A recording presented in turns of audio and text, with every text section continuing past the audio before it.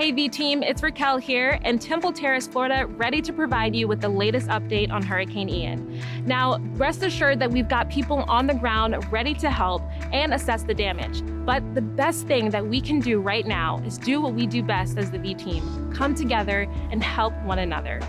As a reminder, we announced unlimited talk, text, and data for our postpaid and prepaid customers and small business customers in parts of Florida from September 28th through October 4th, 2022. Plus, this morning, we expanded to additional counties and will continue to do so as Hurricane Ian progresses.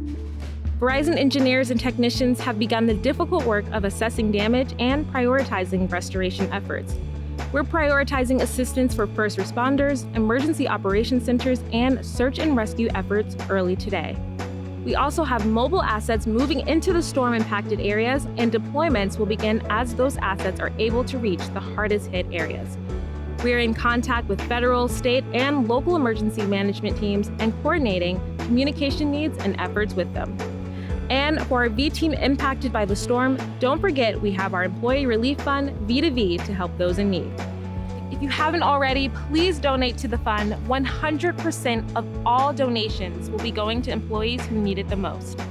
The American Red Cross is currently experiencing a blood shortage in Florida. If you're willing, if you're able, please donate. More details will be linked in today's story. We'll be providing all the latest updates on Hurricane Ian and our support efforts. All the links and details will be in today's story. Stay safe, V-Team. Until next time, you're up to speed.